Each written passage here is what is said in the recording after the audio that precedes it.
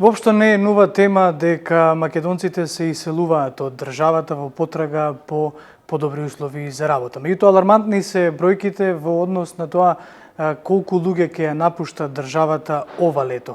Имено во последните 3 години постојано се дуплира бројот на луѓето, особено од угостителскиот сектор, кои што заминуваат за подобри услови. Сега, дали само платите се во прашање и дали системот во Македонија има начин како да го анулира овој екзодус? Во оваа емисија разговараме со засегнати страни и луѓе кои што заминале својот леп да го бараат во останатите држави.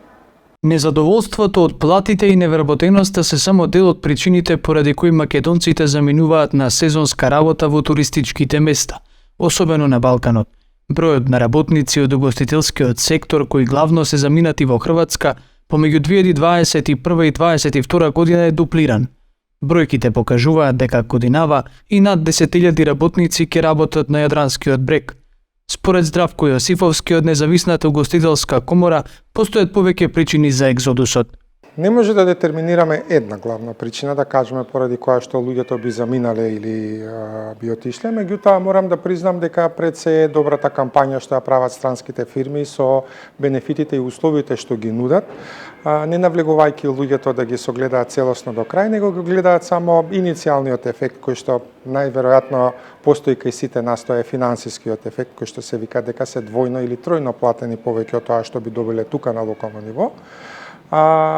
И меѓу другото останатото е дека секој млад човек, значи човек кој што има можности и позиции да работи на надвор од Македонија, дека тоа во младите години ќе го направи пред се заради тоа да здобие поголемо искуство во својата работа, да се стекне со нови знаења, да се стекне со нови контакти и едноставно да запознае нови средини, да види сето тоа како функционира.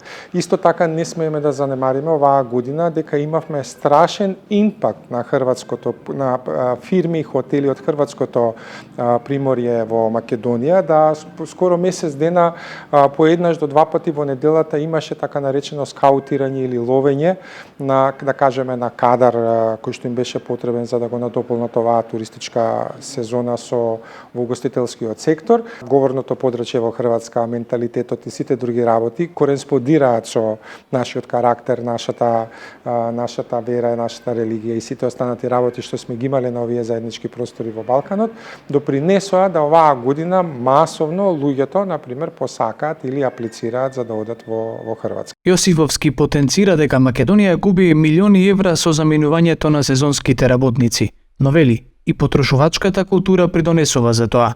Да ги поделиме работите. За да ги покачиме платите, треба значи прво да се создадат други предуслови, да може тоа да се наплати и гостинот да ја цени услугата што ја добива. Рестораните не се национални кунки. Тоа се работа во која што не можеш да одиш секој ден, тоа е работа која што треба човек да ја приушти по одредена причина, по одреден повод. Ако вие барате да одите секој ден, логичко е дека вас ќе ве кошта скапо од посетување на кафич или ресторан или ноќен клуб на дневна основа, ако при тоа не заработувате енормно многу пари.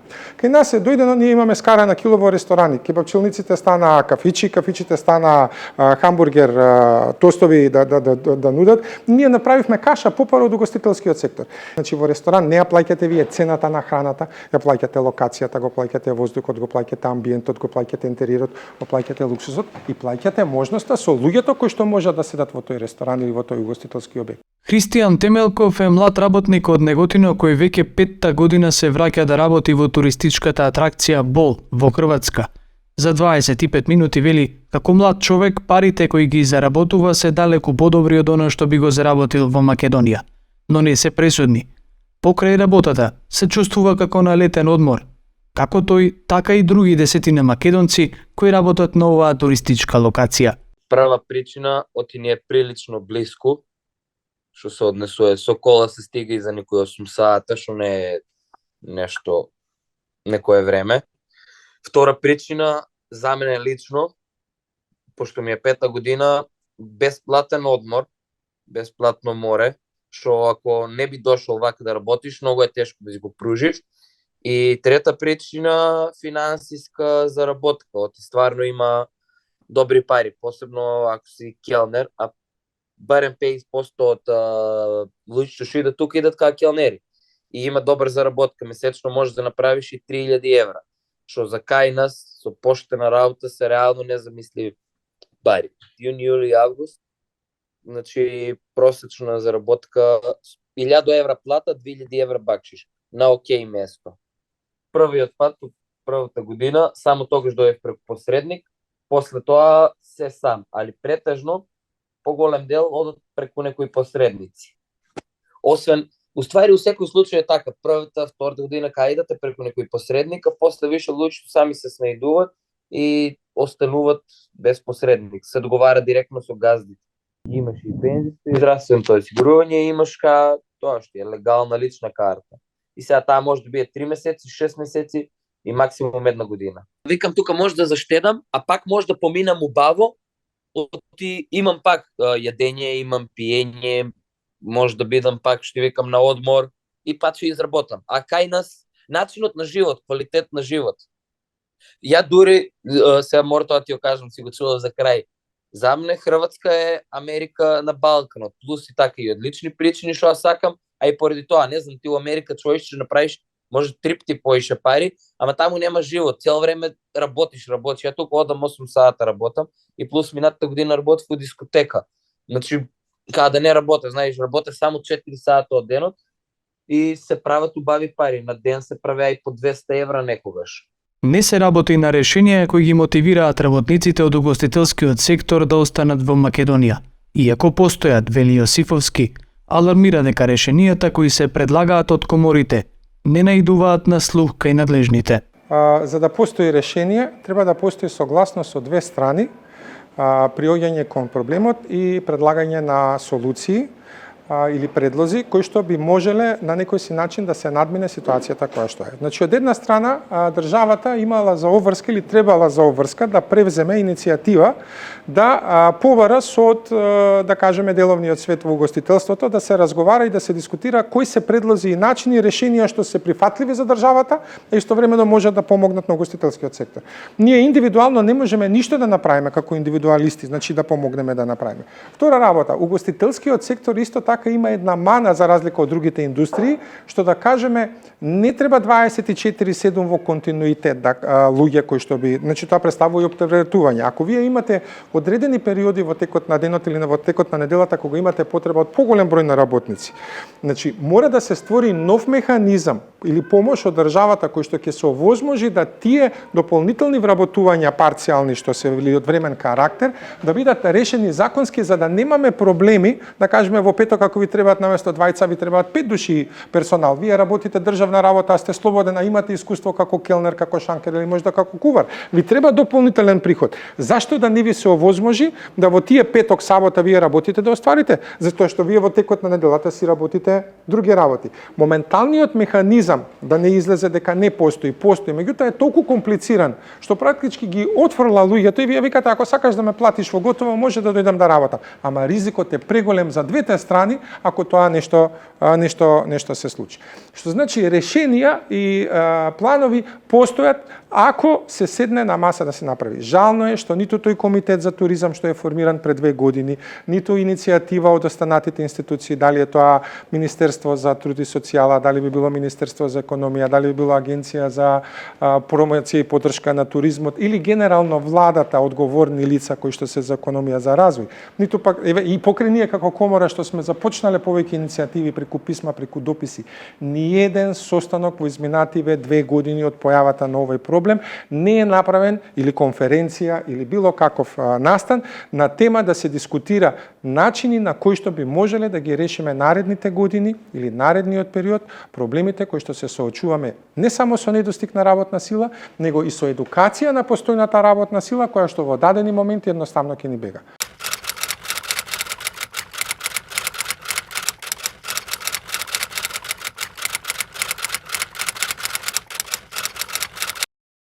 Над 4000 граѓани од почетокот на годината добиле дозвола за престој и за работа во Хрватска. Тоа се фрапантни бројки и загрижувачки. Па да, затоа што не само како работна сила која напуштаат земјата, туку од аспект на економијата, сите тие граѓани се исто така и одреден вид на потрошувачи, одреден вид на корисници на сите можни услуги кои може да И ги добра. понуди општеството Да. и добро. Така да не ги губиме само како работна сила и како создавачи на додадена вредност во било која дејност, туку губиме и голем дел од пазарната економија како потрошувачи. И како граѓани се разбира. Апсолутно и како конзументи и создавачи на култура, образование, добар однос, општествен дух и така натаму. Да. Имате ли некакви бројки колку има иселени од Македонија? Нели се говореше за 400.000 од оние бројки стари од Светска банка. Па да, меѓутоа не можеме да шпекулираме дали се тие поголем број, сите тие иселени граѓани, дали се поголем број, колку се вратени и така натаму.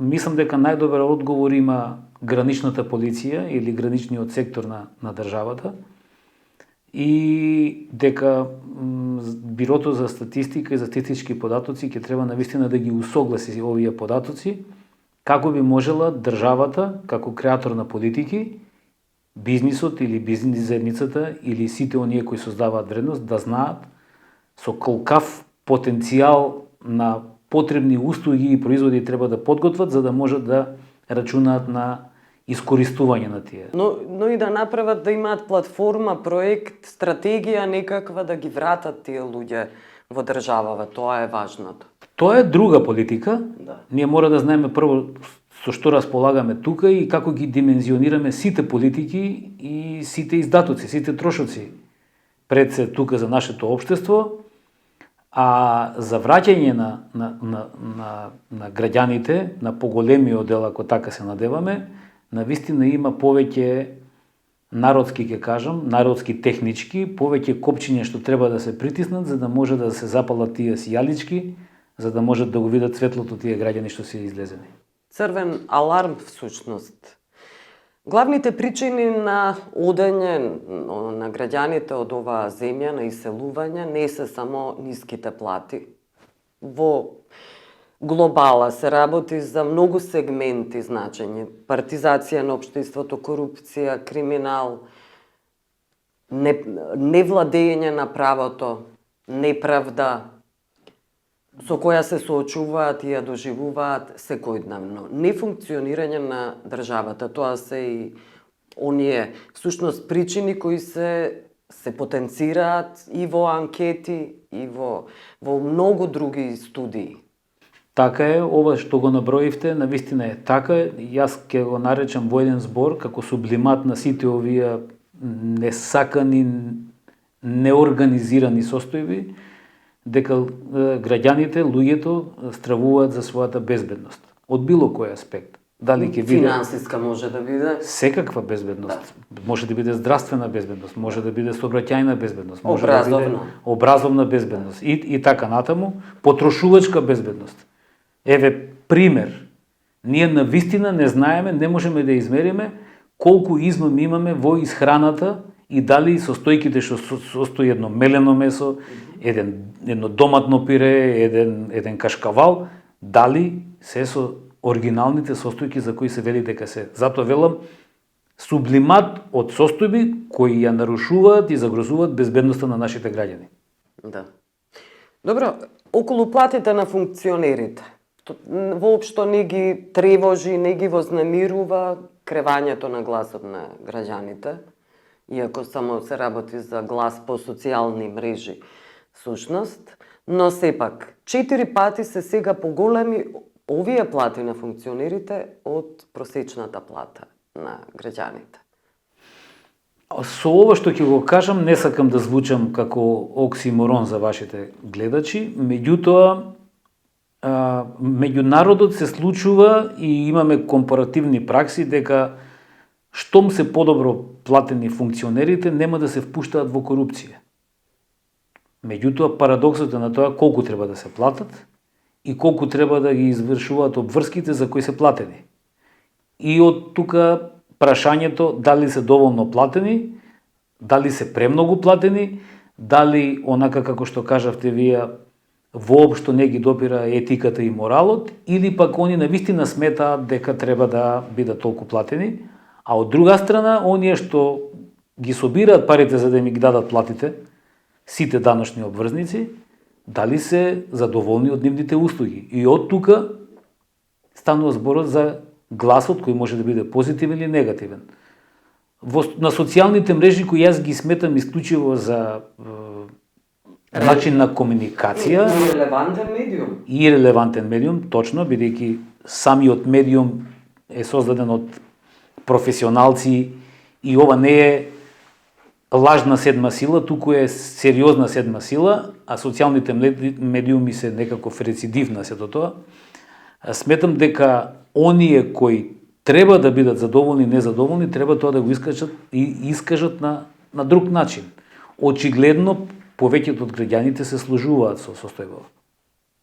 Заради тоа и всушност Не протестираат. не протестираат и се молчат единствено социјалните мрежи кои се некаков издувен вентил. Може би размислуваат на начинот на кој јас кажав, може би се задоволни. Да.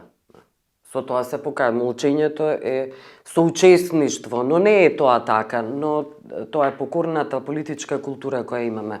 Бројот на администрацијата е сепак огромен. И проблемот околу зголемување на платите се рефлектира и кај нив. И тие постојано бараат зголемување на платите, наместо да биде таа создадена некаква армија на бирократија која е креативна, која е ефикасна, која е непартизирана, ги имаме партизирани, неефикасни, некомпетентни, неквалификувани партиски војници гласачи всушност.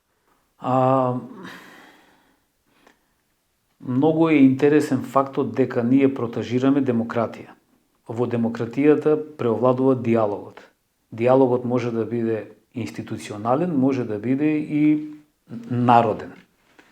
Во институционалниот диалог, каде што учествуваат социјални партнери, синдикати, невладин сектор, сдруженија на работодавачи, владата и така натаму, има институти во законот, во рамки на трудовата легислатива, поточно во законот за работни односи. Минималната плата која треба да се договара и која се договара, која не треба да се договара на начинот на која договараме, иако политичарите ќе кажат имаме системски закон, закон за минимална плата и така натаму, треба да прати параметри, да ги следи параметрите. Економија, инфлација, плати, просечна плата и така натаму, повеќе индикатори.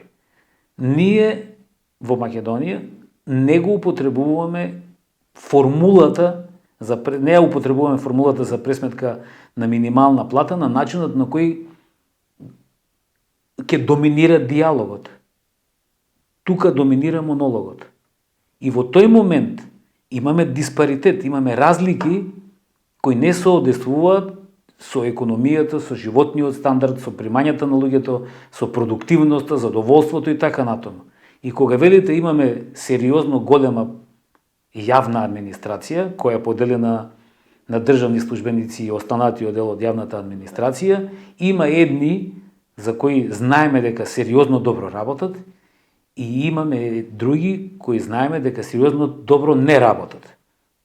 И затоа сметаме и тажно е навистина општеството да не знае дека едните работат, а сите да ги ставаме под закрилата, под терминот јавна администрација, која генерално е гломазна и некои ќе се налутат кога ќе кажат дека е неефикасна, неупотреблива и така натаму, меѓутоа има голем дел од јавната администрација, од државните службеници јавната администрација кои навистина добро си работат работата, кои има случаи на кои без нив не можеме да живееме и се подпираме, меѓутоа живеат по ценката на неефикасната јавна администрација. Но ние зависиме од администрацијата, граѓаните на оваа земја, заради тоа што дигитализацијата која со години се ветува, не се остварува. И тоа е проблемот со таа гломазна администрација, сушност. Да, меѓутоа дигитализацијата според нашите сваќања, можности да ја користиме дигитализацијата и сите можни позитивни страни на дигитализацијата, не се поклопува толку многу со квалитетот и продуктивноста на јавната администрација. Нема да замени 30.000 службеници во јавната администрација дигитализацијата. ќе ги подобри процесите, меѓутоа нема да ги замени, бидејќи следното ниво на дигитализација и воведување на вештински интелигенции, тоа е моментот кога ние треба Да сме загрижени загрижени, односно за работната сила. да, односно да ја намалуваме работната сила. Да, добро. Ви благодарам за овој разговор. Благодарам.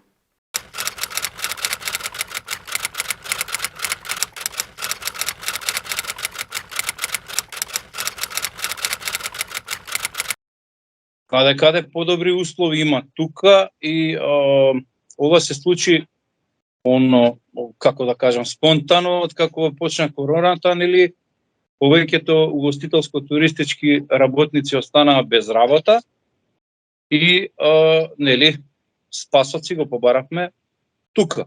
И првата година беше, може да се каже, делимично успешна, затоа што бевме кај приватен стопанственик, кој што не се придржуваше кон договорот што го случивме со него, така да одлучивме да направиме конекција со Хрватскиот синдикат за угостителство туризам и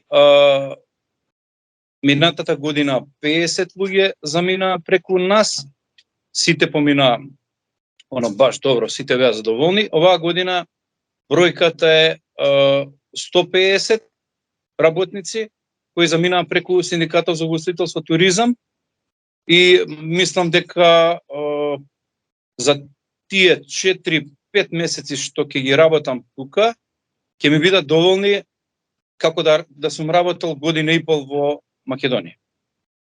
Тоа е една од причините, има повеќе, но еве ќе кажеме дека е таа една од причините и ковидот за среќа на некој од нас ни го отвори умот да можеме да побараме работа и на друго место. Доста беше од изживување од нашите работодавачи, доста беше со неплатени прекувремени часови, недели, празници и што уште не. Добро, сега македонците избираат покрај Хрватска, избираат и Словенија, сега се почесто Малта, наназад 15 и повеќе години, како добра дестинација за нас да се заработи малку повеќе.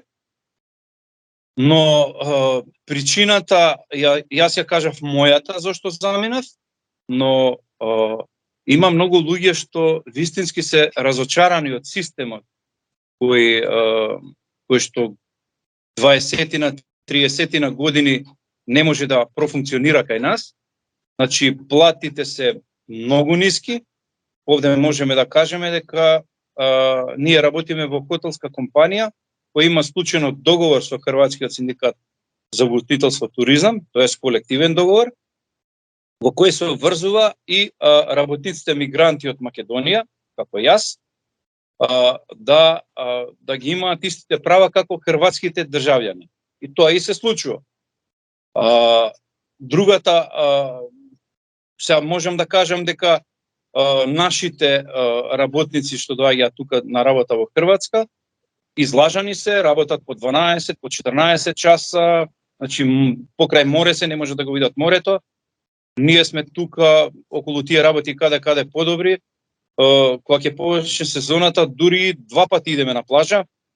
Значи имаме многу слободно време, имаме еден слободен ден во неделата обавезно, значи не можеме ние да отидеме на работа ако тој ден сме слободни. Системот, пошто работното време се евидентира електронски, системот не дозволува да бидете и седмиот ден на работа. Многу просто направено, многу платена е недела, празник е платен, се по коефициент од колективниот договор. Така да, на крајот на криштата, јас можам да кажам дека околу 1000 евра би била некоја плата што би ја земал еден наш работник тука. Со тоа да не кажам дека може таа да достигне и до 2500-3000 евра, зависи на која позиција работи работникот, колку часа работи и така натаму. Така да многу подобро е, не би ни споредувал со Македонија.